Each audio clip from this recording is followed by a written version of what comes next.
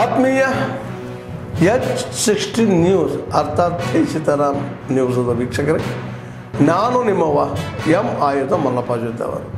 ತಾವು ಈಗ ಸುದ್ದಿಗಳ ಲೋಕಕ್ಕೆ ಎಂಟ್ರಿ ಹೊಡಿತಾ ಇದ್ದೀರಿ. ಈ ಸುದ್ದಿಗಳನ್ನು ಪ್ರತಿಯೊಂದು ನೋಡೋ ಜೊತೆಗೆ ನಿಮ್ಮ ಅಭಿಪ್ರಾಯಗಳನ್ನು ಹಂಚ್ತಾ ಇರಿ. ಯಾಕಂದರೆ ಈ ಸುದ್ದಿಗಳು ನಿಮಗಾಗಿ, ನಿಮ್ಮ ಬದುಕಿಗಾಗಿ, ನಿಮ್ಮ ವೈಚಾರಿಕೆಗಾಗಿ, ನಿಮ್ಮ ತಿಳುವಳಿಕೆಗಾಗಿಯೂ ನಿಮಗೂ ಗೊತ್ತು. ಜೊತೆಗೆ ನಮಗೂ ನಿಮ್ಮೊಂದಿಗೆ ಇದೊಂದು ಮಾತಾಡುವಂಥ ಜೊತೆಗೆ ಸುದ್ದಿಗಳನ್ನು ಬಿಡುವಂಥ ಕೆಲಸ. ಈ ಕೆಲಸದಲ್ಲಿ ನಾವು ನಿಮ್ಮೊಂದಿಗೆ ಇದ್ದೀವಿ ಅಂತ ಹೇಳ್ತಾ ನೋಡ್ತಾ ಇರಿ ಸುದ್ದಿಗಳನ್ನು. ಬಳ್ಳಾರಿ ಬಿಜೆಪಿ ಕಚೇರಿನಲ್ಲಿ ಯಾವುದೇ ಒಂದು ಖಾಸಗಿ ಕಾರ್ಯಕ್ರಮಕ್ಕೆ ರಾಜ್ಯದ ಮತ್ತು ದೇಶದ ಯಾವುದೇ ಒಂದು ನಮ್ಮ ಬಿಜೆಪಿ ಕಚೇರಿನಲ್ಲಿ ಅವಕಾಶಗಳಿಲ್ಲ ಖಾಸಗಿ ಕಾರ್ಯಕ್ರಮಕ್ಕೆ. ಅಲ್ಲಿ ಪಾಪ ನಮ್ಮ ಜಿಲ್ಲಾಧ್ಯಕ್ಷರು ಗೊತ್ತಿದ್ದೋ ಗೊತ್ತಿಲ್ಲದೇನೋ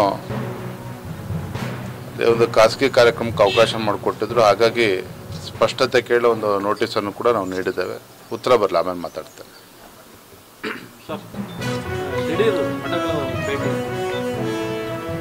ಸಿರಿಗೆರೆ ಇವತ್ತು ಕಾರ್ಯಕ್ರಮ ಇದೆ. ಕಾರ್ಯಕ್ರಮದಲ್ಲಿ ಭಾಗವಹಿಸಬೇಕು ಅಂತೇಳಿ ನಾನು, ನಮ್ಮ ಹಿರಿಯರಾಗಿರ್ತಕ್ಕಂಥ ಗೋವಿಂದ ಕಾರಜೋಳಜಿಯವರು, ನವೀನ್ ಅವರು, ಲಿಂಗಮೂರ್ತಿ ಅವರು, ಎಲ್ಲ ಪಕ್ಷದ ಮುಖಂಡರು ಇವತ್ತು ಬಂದಿದ್ದೇನೆ. ತಿಪ್ಪಾರೆಡ್ಡಿ ಅವರು ಕೂಡ ಇದ್ದಾರೆ, ಹಿರಿಯರು. ಯಡಿಯೂರಪ್ಪನವರು ಮೊನ್ನೆ ಬರಬೇಕಾಗಿತ್ತು, ಅವರು ಬರೋದಕ್ಕೆ ಸಾಧ್ಯ ಆಗಲಿಲ್ಲ. ಗುರುಗಳ ಅಪೇಕ್ಷೆ ಅಂತ ನಾನು ಕೂಡ ಕಾರ್ಯಕ್ರಮದಲ್ಲಿ ಭಾಗವಹಿಸ್ತೇನೆ. ಇವತ್ತು ಚಿತ್ರದುರ್ಗ ಅಂತ ಹೇಳಿದ್ರೆ ಎಲ್ಲ ಸಮುದಾಯದ ಮಠಗಳು ಇಲ್ಲಿದ್ದಾವೆ, ಗುರುಗಳು ಪರಮ ಪೂಜ್ಯರಲ್ಲಿದ್ದಾರೆ. ಯಾವಾಗ ಚಿತ್ರದುರ್ಗ ಬಂದಾಗಲೂ ಸಹ ಪರಮ ಪೂಜ್ಯರನ್ನ, ಸ್ವಾಮೀಜಿಗಳನ್ನ ಭೇಟಿ ಮಾಡಿ ಅವರ ಆಶೀರ್ವಾದ ಪಡೆದುಕೊಂಡು ಹೋಗ್ತಕ್ಕಂಥ ಪರಿಪಾಠವನ್ನು ಹಿಂದಿನ ಕೂಡ ನಾನು ಮಾಡ್ಕೊಂಡು ಬಂದಿದ್ದೇನೆ. ಹಾಗಾಗಿ ಇವತ್ತು ಬಂದೇನೆ, ಬೇರೆ ಏನು ವಿಶೇಷ ಏನಿಲ್ಲ. ರಾಜ್ಯಾಧ್ಯಕ್ಷ ಸ್ಥಾನದಿಂದ ಇಳಿಸಲಿಕ್ಕೆ ಸಾಕಷ್ಟು ತಯಾರಿಗಳು ನಡೀತದೆ, ವಿರೋಧಗಳು ಇದೆ. ಪರ ವಿರೋಧ ಚರ್ಚೆಗಳ ನಡುವೆ ವಿಜಯೇಂದ್ರ ಅವರು ಮಠಗಳ ಭೇಟಿ ಇದೊಂದು ರೀತಿ ಕುತೂಹಲಕ್ಕೆ ಕಾರಣ ಆಗಿದೆ. ಏನು ಆ ಥರ ಕುತೂಹಲ ಏನಿಲ್ಲ.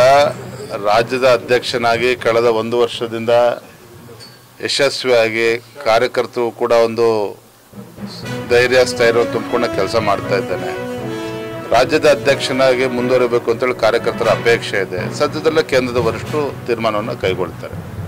ನಿಮಗೆ ರಾಮುಲು ಅವರು ಪೈಪೋಟಿಯನ್ನ ನೀಡ್ತಾ ಇದ್ದಾರ ಅಂತ ಅವರು ಯಾವಾಗಲೂ ಹೇಳ್ತಾ ಇರ್ತಾರೆ.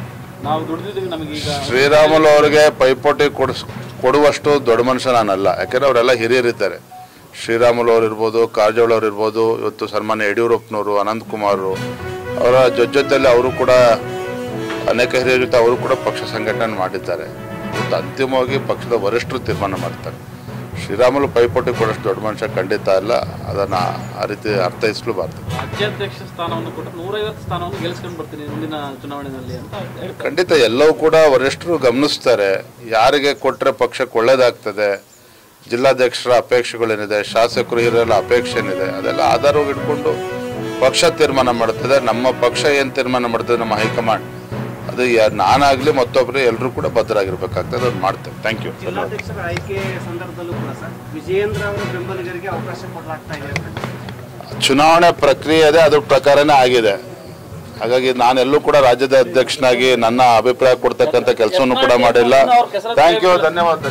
7 विधायक जो चुनाव लड़ रहे हैं उनके पास फोन आया भारतीय जनता पार्टी के उन तत्वों के द्वारा, एक दो से मुलाकात करके भी ऑफर दिया गया कि जिसमें कि वो 15 करोड़ रुपए देने की बात कर रहे हैं और आम आदमी पार्टी छोड़कर भारतीय जनता पार्टी के साथ तोड़फोड़ करके सरकार बनाने के लिए शामिल होने की बात है।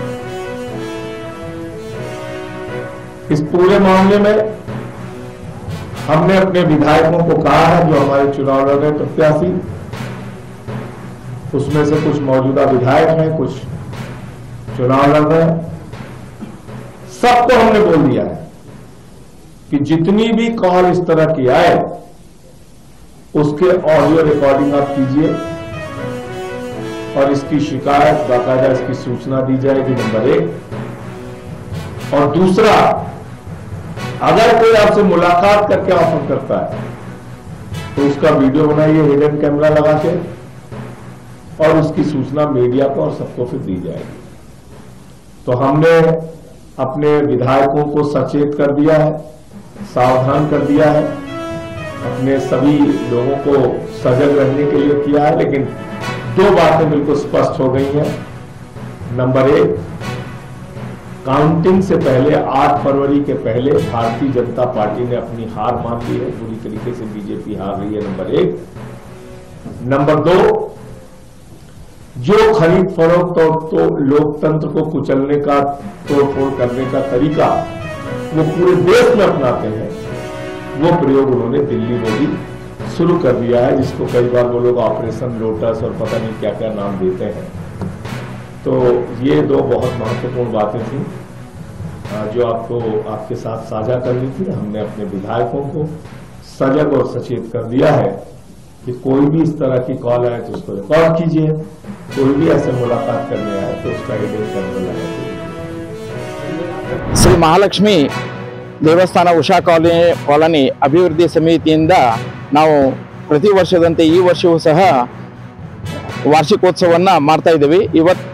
ಈ ವರ್ಷ 14ನೇ ವಾರ್ಷಿಕೋತ್ಸವ ದೇವಿಯದು. ಆಮೇಲೆ ಲೋಕಾರ್ಪಣೆ ವಿಶೇಷವಾಗಿ ಅಂತಂದರೆ ಲೋಕಾರ್ಪಣೆಯಾಗಿ 10 ವರ್ಷಗಳಾಯಿತು. ಈ ವರ್ಷಕ್ಕೆ 2025ಕ್ಕೆ 10 ವರ್ಷಗಳು ಸಂದವು. ಆದ ಕಾರಣ ಅದನ್ನು ಅತಿ ವಿಜೃಂಭಣೆಯಿಂದ ನಾವು ಭಕ್ತರ ಸಹಕಾರದೊಂದಿಗೆ ಹಾಗೂ ಹಿರಿಯರ ಸಹಕಾರದೊಂದಿಗೆ ಅತಿ ವಿಜೃಂಭಣೆಯಿಂದ ಮಾಡ್ತಾ ಇದ್ದೀವಿ.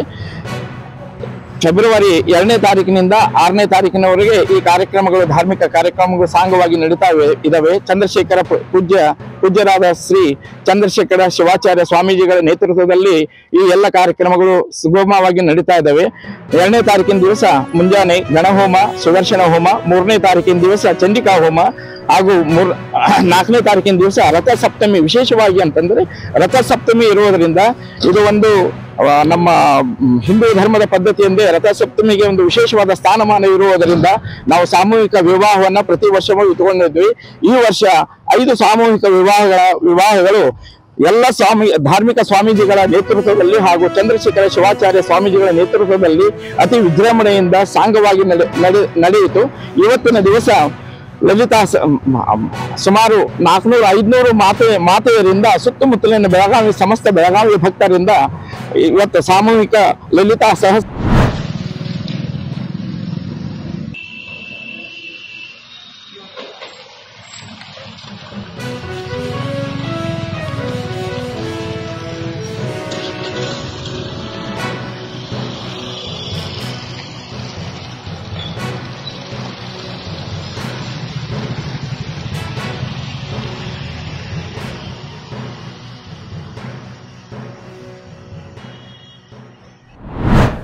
ಆದ್ಮೇಲೆ ಎಲ್ಲ ಸುದ್ದಿಗಳನ್ನು ನೋಡಿದ್ರಲ್ಲ, ಏನು ಅನಿಸ್ತು ನಿಮಗೆ? ಇದರಲ್ಲೇ ನಿಮ್ಗೆ ಲೈಕ್ ಆಗಿರ್ಬೋದು, ಡಿಸ್ಲೈಕು ಆಗಿರ್ಬೋದು, ಕಾಮೆಂಟ್ ಬೇಡಪ್ಪ ಅಂತೂ ಅನಿಸಿರ್ಬೋದು, ಕಾಮೆಂಟ್ ಮಾಡಬೇಕಪ್ಪ ಅನಿಸ್ಬೋದು, ಶೇರ್ ಮಾಡಬಾರ್ದಪ್ಪ ಅನಿಸಿರ್ಬೋದು, ಮಾಡಬೇಕು ಅನಿಸಿರ್ಬೋದು. ಏನಾದರೂ ಆಗಲಿ ಶೇರ್ ಮಾಡ್ತಾಯಿರಿ, ಈ ನ್ಯೂಸ್ಗಳನ್ನ ಹಂಚ್ತಾ ಇರಿ, ಜೊತೆಗೆ ಇದಕ್ಕೆ ಸಬ್ಸ್ಕ್ರೈಬ್ ಆಗ್ತಾಯಿರಿ ಅಂತ ಹೇಳ್ತಾ H16 ನ್ಯೂಸ್ ಅರ್ಥಾತ್ ಹೇ ಸೀತಾರಾಮ್, ಇದು ಸತ್ಯದ ಕೈಗೆ ನಡಿ. ವಂದನೆಗಳು.